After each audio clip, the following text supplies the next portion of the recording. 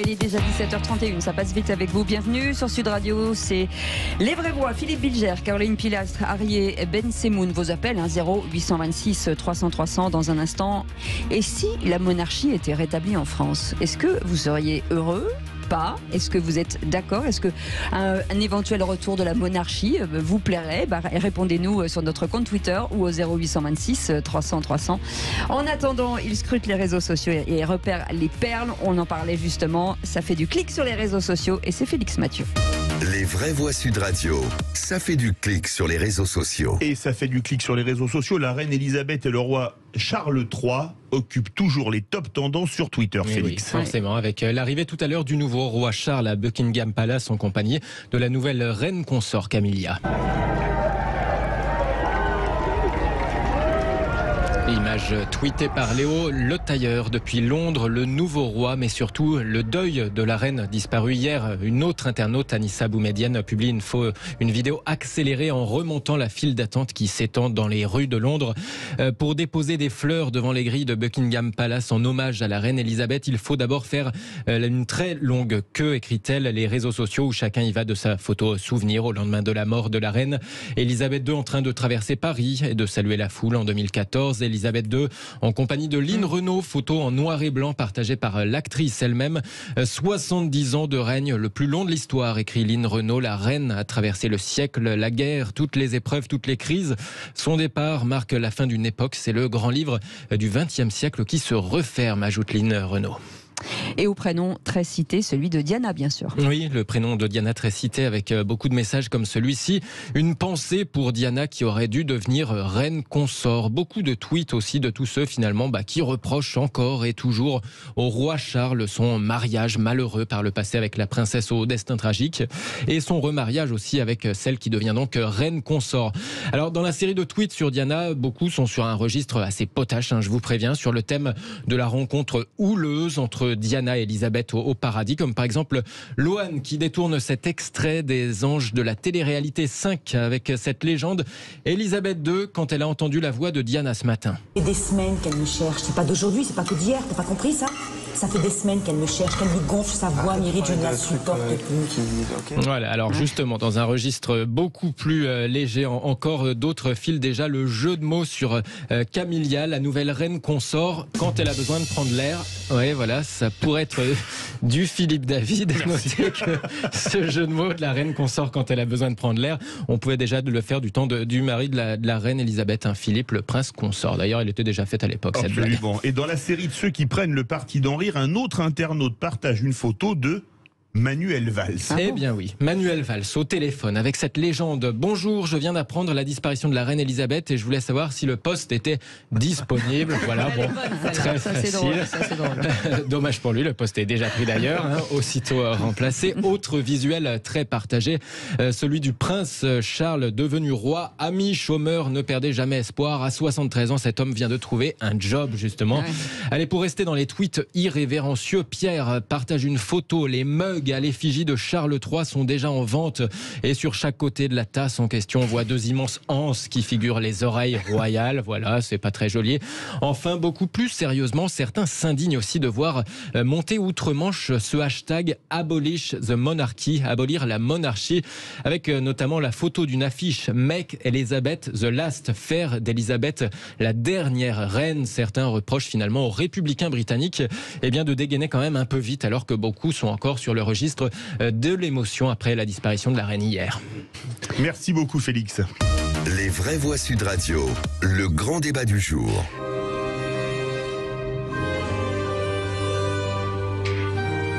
Vous savez ce que c'est cette musique ? C'était l'hymne de la France. Non, c'était l'hymne de la France jusqu'à 1792. Le Domine Salvum Sacregem.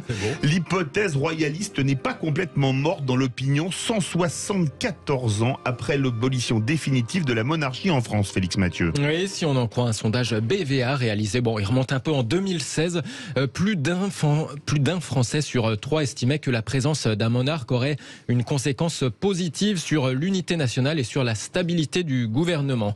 Un petit tiers de sondés également estimait qu'un monarque donnerait une meilleure image qu'un président de la République sur la scène internationale. Bon, ça reste quand même moins de la moitié des sondés, mais c'est pas négligeable non plus. Un tiers de nos compatriotes qui pensaient ça. Dans ce même sondage, ils étaient aussi un tout petit tiers, 29%, à se dire prêts à voter pour un candidat royaliste au premier tour de l'élection présidentielle. Sondage à nuancer quand même, avec un gros bémol, 17% seulement des sondés se déclaraient réellement favorables à l'idée de voir un roi ou une reine de France arriver à la tête du pays au XXIe siècle. Et j'en profite pour faire un petit point sur les réseaux sociaux. Souhaiteriez-vous le retour de la monarchie en France? Pour l'instant, vous dites oui à 41%, avec des tweets plutôt assez drôles, avec Louis qui nous dit si je suis noble, oui, absolument. et on comprend aussi. Et on avait un autre qui nous disait on attend déjà le retour de la civilisation, ce serait déjà pas mal. Voilà, comme ça c'est réglé. On va faire un tour de table. Oui, tour de table. Vous, Cécile, vous aimeriez un retour de la monarchie? Écoutez, je crois qu'on est un peu entre les deux là. On est entre une république, une monarchie. C'est un peu moite-moite. Donc, je sais pas, pourquoi pas. Je l'ai pas vécu. Il faudrait peut-être que j'en parle à mes ancêtres. Philippe Bilger. En fait, d'abord, je prends le pari que jamais la royauté ne reviendra en France. Donc, ça nous laisse totalement libres dans le raisonnement. Mais pour le reste, j'admire la plupart des monarchies européennes. Deuxième élément, vous avez rappelé les qualités de la monarchie. Continuité et impartialité. Mais ce qui me choque le plus, et c'est pour ça que je n'aurais pas détesté une monarchie en France, c'est le fait que nous avons, Cécile, vous l'évoquez, une monarchie républicaine qui a beaucoup plus de droits que la reine d'Angleterre, mais qui n'assume pas les mêmes devoirs. Qui est une monarchie constitutionnelle. Très discutable. Absolument. On fait le tour de table avant d'avoir notre invité. Caroline Pilastre. Effectivement, nous sommes déjà dans une monarchie républicaine, pas particulièrement. Alors moi non plus, je ne l'ai pas vécu, je ne date pas de Mathusalem, comme vous tous, mais sur le principe... on n'était pas né en 1848. Mais la France, je sais que tu n'es pas si âgé que ça, quand même, faut pas exagérer. La France n'a pas commencé en 1780. On est bien d'accord. Exactement. Mais c'est vrai qu'on est un peuple de révolutionnaires. Quand on voit l'histoire, nous, on a décapité nos rois. Ça dépend. Les Anglais l'ont fait un siècle avant nous. C'est vrai, mais bon, on était quand même sanguinaires. Donc maintenant, quand on pose cette question, je sais qu'il y a des pros comme Thierry Ardisson qui en parle régulièrement dans les médias, il y a des royalistes très connus. Maintenant, il faudrait savoir comment ça pourrait se présenter, comment ça pourrait se constituer en fait. Si ça doit être un genre de dictature où nous, on doit suivre en tant que gueux, que vassaux, ça ne m'intéresse pas. Si maintenant, on a un mot à dire, un peu comme la politique... Mais sur le système du Royaume-Uni, écoutez, en fait, c'est une monarchie symbolique. Oui. Donc non, sur le principe... De Gaulle y avait songé un petit peu. Oui, mais il l'a pas fait. Harry Ben Semoun. Alors, pour répondre comme sur les réseaux sociaux, même pas en rêve, parce que ce serait un cauchemar, de mon point de vue. En France, comme le dit Philippe Bilger, ça n'arrivera jamais, donc on peut en parler tout à fait librement. On a guillotiné Louis XVI, et puis on élit régulièrement un président de la République que l'on exécute le lendemain de son élection. Donc on adore faire ça. En France, c'est un peu le sport national. Pour le reste, les monarchies en général, je n'y suis pas favorable, ou alors quand elles existent, alors pourquoi pas, c'est aussi une partie de l'héritage de tel ou tel pays, mais je trouve quand même relativement choquant qu'il y ait encore des privilèges qui soient préservés pour ces monarques-là. Ils sont richissimes. On vient d'apprendre que Charles III va hériter de toute la fortune de sa mère, des centaines de milliers d'euros ou de pounds ou de je ne sais pas quoi, sur lesquels il ne paiera pas un centime d'impôt. Mais de quel droit et pourquoi? Qu'est-ce qu'ils ont de plus que nous? Ils sont richissimes, ils ne payent pas des impôts. Et alors, quand je vois les sujets de ces monarques, ils sont très heureux de se faire un peu, d'une certaine manière, arnaquer. Et quand je vois 41% des Français qui sont prêts à avoir un roi, je leur dis, et vous êtes prêts à payer les impôts qui vont avec? Alors c'est peut-être un petit peu populiste. On les a déjà les impôts sans. Non mais vous les aurez en plus, et avec un système de monarques qui servent à rien, mais peut-être que de cela aussi on peut parler dans quelques instants. Je sais que Mathieu, retour du roi avec moi. Et on va prendre notre invité. Oh non, moi l'idée qu'on soit prédestiné aux plus hautes fonctions de par sa naissance, ça heurte mon universalisme. Non, la République me va très bien. On a un invité avec nous, Christophe Boutin, professeur de droit à l'université de Caen, essayiste, co-auteur avec Olivier Dard et Frédéric Rouvillois du dictionnaire du conservatisme publié aux éditions du Cerf. Bonsoir. Bonsoir. Alors vous avez entendu, d'un côté, on nous dit avec Philippe Bilger, ça ne reviendra jamais, même pas en rêve du côté d'Harry Ben Semoun. Est-ce que pour vous, la monarchie pourrait revenir en France, pas en mode monarchie absolue, comme disait Caroline Pilastre, mais en mode britannique, belge ou espagnol? Oui, absolument. Donc une monarchie constitutionnelle. Absolument. Je crois qu'il faut déjà faire un peu le lit des images d'Épinal qu'on a entendues sur la monarchie ancienne, sur le fait que les gueux étaient écrasés par l'aristocratie. Christophe Boutin, avant de commencer, est-ce qu'on peut expliquer, parce que tout le monde n'a pas cette appréhension justement des différentes monarchies, qu'on explique bien aux auditeurs les systèmes de monarchie aujourd'hui qui existent et quels sont les droits des uns et pas des autres. Alors, les systèmes de monarchie qui existent, du moins, je parle ici de l'Europe, car si on commence à aller dans le reste du monde, c'est différent. Près de chez nous. Dans l'Europe, près de chez nous, nous avons des monarchies constitutionnelles avec des souverains qui ont une fonction essentiellement symbolique, qui jouent un rôle constitutionnel. Par exemple, le discours du trône, pour prendre le cas de la reine d'Angleterre ou du roi d'Angleterre bientôt, mais qui n'a pas d'action politique. Ce sont les parlements qui ont le pouvoir et l'émanation des parlements, donc les gouvernements, qui agit politiquement. Voilà. Et ce n'est pas le souverain qui décide. Mais le souverain peut avoir une fonction de stabilisation. D'abord, il incarne la nation, il incarne l'histoire de la nation, il incarne une transmission. Et ainsi, il permet l'idée d'une continuité du pays très différente de celle que l'on connaît avec cette monarchie républicaine qu'évoquaient certains de vos invités tout à l'heure, qui en fait, tous les 5 ans, aboutit à une simili-guerre civile pour nommer un nouveau chef de l'État. Absolument. Mais justement, est-ce que le peuple français, Félix le rappelait, 17% seulement des sondés s'y déclareraient favorables. Mais est-ce que quand on voit, on va dire c'est même un peu pompeux, la monarchie britannique qui fait l'union autour de son nom, les Britanniques qui sont majoritairement pro-monarchie, est-ce que quelque part, ça ne solutionnerait pas le problème parce que ça donnerait également une image, il y aurait les mariages princiers en France qui seraient diffusés en Mondovision, ça aurait un petit côté sympathique. Harry Bensemoun pense que je suis en train de devenir fou. C'est peut-être pas les arguments les plus décisifs en faveur de la royauté, mon cher Philippe. Christophe Boutin, est-ce que finalement la Ve République et sa constitution ne sont pas taillées justement pour un roi ou une reine ?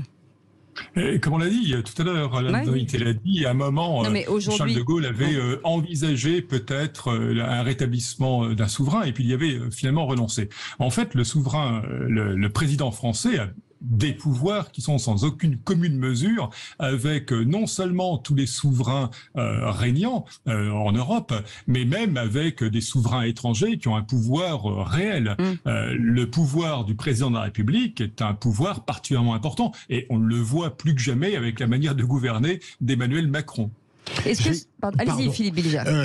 Monsieur le professeur, j'ai beaucoup aimé votre dictionnaire du conservatisme, donc j'en profite pour le dire. 3 auteurs.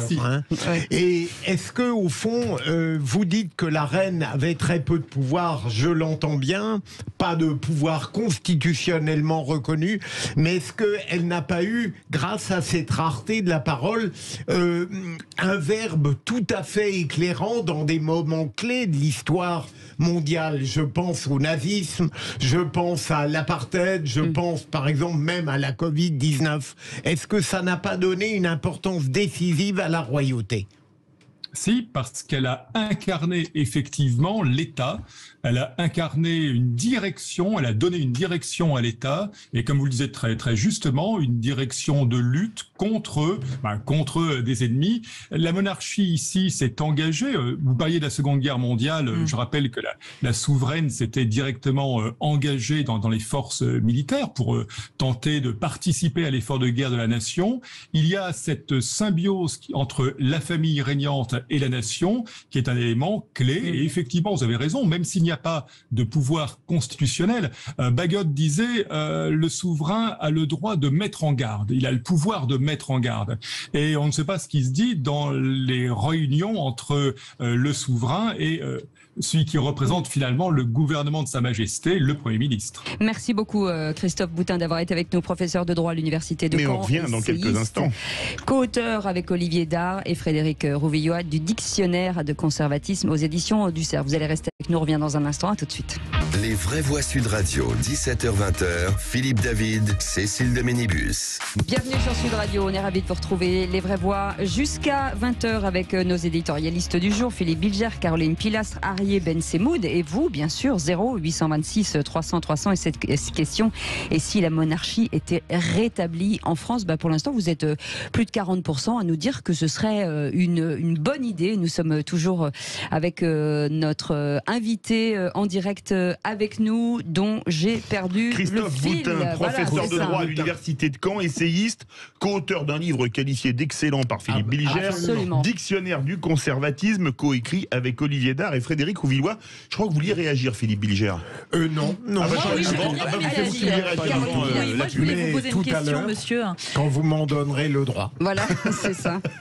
En dehors du personnage historique qu'a été Élisabeth II et du fait d'avoir traversé les époques en voyant les innovations, les progressions, la régression aussi de la société, ne pensez-vous pas qu'elle a été appréciée aussi parce que c'était un peu la mère de la nation britannique et qu'elle avait ce côté justement neutre en n'émettant jamais un avis politique. Et ce que j'avais appris ces dernières années en lisant plusieurs articles, c'est que on se moquait beaucoup de ses tenues flashy, fun, folklore, ainsi de ses chapeaux, et elle les portait parce que ça avait été demandé par son service de sécurité, par ses gardes du corps, au cas où on la perde dans une foule. Donc pour la retrouver le plus rapidement possible. Donc elle avait des codes qui ne nous étaient pas évidemment donnés, nous, grand public, mais elle arrivait aussi à passer des messages implicitement de cette manière, en fonction de ses tenues. Comme pour le Brexit, ça a été beaucoup commenté, elle avait une tenue bleue avec un chapeau représentant le drapeau européen.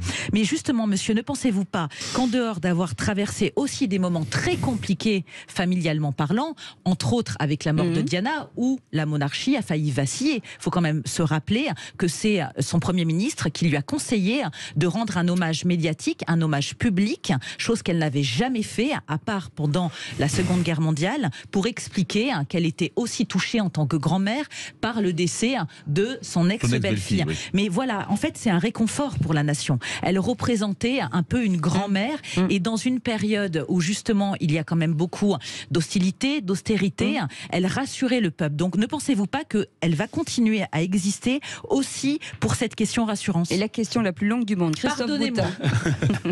Mais on aurait dit... Est-ce qu'elle va continuer à exister C'est un compliment. Christophe Boutin, vous écoute. Oui, est-ce qu'elle a continué à exister de manière rassurante et est-ce qu'elle était rassurante? Elle était effectivement rassurante parce qu'elle ne changeait pas. Parce qu'elle n'a jamais changé, ce n'est pas du tout une bulle d'air médiatique, elle n'a jamais flotté au gré des courants, elle n'a jamais cherché à plaire ou à complaire. Et comme vous l'avez dit, effectivement, au moment de la mort de Diana, qui elle cherchait beaucoup à plaire et à complaire, elle a eu une attitude en restant dans ce qu'elle avait toujours fait, never explain, never complain. Et effectivement, ça a été peut-être mal compris par certains, donc elle s'est pliée à certaines formalités, mais en dehors de ça, elle n'a absolument jamais changé, jamais plié. Et je crois que ce que vous évoquez très justement, cette espèce de protection et de manière de rassurer, elle tient aussi à cette permanence, c'est-à-dire que la reine ne changeait pas, ne bougeait pas. Ensuite, qu'on ait cherché, effectivement, comme elle ne pouvait pas s'exprimer politiquement, ça lui est interdit constitutionnellement, qu'on ait cherché à voir dans ses tenues, un peu comme on lit dans le Mar de Café, certains ont tenté de le faire. Je ne garantis pas que ça soit toujours avec une grande justesse. Ce qui est certain, en tout cas, c'est que la place du souverain a une influence sur la manière dont le Royaume-Uni s'est tenu et a traversé les 50 dernières années. Et avant de prendre Véronique de Paris au standard au 0826 300 300, Philippe Bilger. Oui, merci Cécile. Monsieur le professeur, elle a connu des malheurs privés. Je veux dire, elle n'a pas été une mère tendre, paraît-il. Est-ce que, pour paraphraser Madame de Staël, on pourrait dire que chez elle, la gloire a été le deuil éclatant du bonheur? Comme c'est bien dit. Vous avez 4 C'est Madame de Staël. C'est une merveille. Absolument. C'est une formule magnifique et je crois qu'on peut la reprendre ici. En tout cas, c'est quelqu'un qui, je le crois, s'est véritablement sacrifié à sa fonction. C'est-à-dire qu'elle a choisi d'incarner la monarchie. Elle a choisi de l'incarner dans toute sa rigueur. Elle a choisi de l'incarner avec un protocole qui est d'une lourdeur exceptionnelle, avec un emploi du temps qui était très très lourd jusqu'à la fin de sa vie. Et elle a choisi de le faire sans jamais abdiquer, sans jamais céder sur rien. Et ça, effectivement, c'est particulièrement courageux et particulièrement remarquable, et je crois remarqué par tout le monde, aussi bien en Angleterre qu'ailleurs. Et si la monarchie était rétablie en France, c'est la question que l'on vous pose aujourd'hui. 0826 300 300. Véronique de Paris est avec nous. Bonsoir Véronique. Bonsoir Véronique. Oui, bonsoir à tous. Écoutez, j'ai tenu à réagir. J'ai entendu le tout début de l'émission avec le sondage qui disait que 42% des Français seraient prêts à revenir à une monarchie, si j'ai bien compris. Oui. 41 maintenant. C'est retombé un peu. 41. Franchement, je me demande comment c'est possible qu'en 2022, surtout nous en France, alors qu'on a décapité les rois il y a 3 ou 4 siècles, on puisse aujourd'hui penser à rétablir une monarchie. Enfin, franchement, ça me dépasse, avec des nobles, des gueux, enfin différentes classes sociales. Comment on peut envisager ça aujourd'hui en France? Pour moi, c'est inentendable. Alors, il n'y aurait pas le rétablissement du servage, etc. quand même, dans la monarchie. Véronique, juste un mot, on peut être noble et pauvre aujourd'hui aussi, oui. Malheureusement. Philippe Bilger voulait réagir peut-être. Je ne suis pas totalement d'accord, et même pas du tout avec Véronique, mais ça n'est pas de la faute de Véronique d'avoir cette perception. C'est que la monarchie républicaine dont nous disposons nous met en porte-à-faux. Elle a un peu de la royauté et elle a beaucoup de la République. Et donc, on a du mal à concevoir qu'une royauté authentique pourrait venir en France. Mais est-ce qu'il n'y a pas trop de République? Parce que la République, c'est les citoyens. Il n'y a pas assez de citoyens et il n'y a pas assez de monarchie. Donc on est vraiment... Cécile, ne me lancez pas sur mon penchant réactionnaire. Je trouve qu'il y a trop de République dans la réalité et dans le verbe. Tout le temps, on parle de République quand on n'a rien de plus à dire. Arié? Moi, je ne suis pas d'accord. Je crois que, d'abord, je suis un vrai républicain, ce qui ne veut pas dire que j'ai une quelconque hostilité envers les monarques quand ils existent ou les monarchies quand elles savent se tenir, ce qui n'est pas toujours le cas.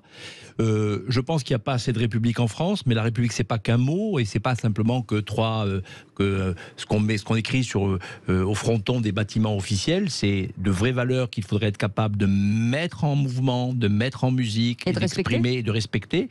Et puis, moi, je crois que la monarchie, c'est vraiment, alors, pas la pire des choses, mais c'est une solution qui n'apporte...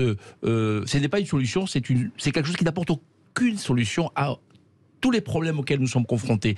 Et si les Britanniques sont très attachés à leur monarchie, je crois que c'est peut-être et beaucoup grâce à Élisabeth II, parce qu'elle a eu une longévité particulière, que cette longévité contribue à nourrir justement le prestige qui a été le sien, et que ce prestige rejaillit sur la monarchie. Voyons ce qui va se passer dans les 5 prochaines années, après que Charles III aura fait ses premiers pas comme roi d'Angleterre. Peut-être que les Anglais vont déchanter. Wait and see, comme disait Churchill. Yes. Merci beaucoup Christophe Boutin, professeur de droit à l'université de Caen, essayiste, co-auteur avec Olivier Dard et Frédéric Rouvillois du dictionnaire des conservatismes. Et aux c'est éditions toujours du serré. CERF. Aux éditions du CERF. 41% des votants sont pour le retour de la monarchie en France. Et merci Véronique de nous avoir appelé au 0826 300 300. Restez avec nous dans quelques instants. C'est l'actu. C'est le mot du jour avec Philippe David. Il est tout choisi. Rennes. Ouais. Rennes. Voilà. Eh bien, restez avec nous. Merci en tout cas de votre fidélité et bienvenue sur Sud Radio.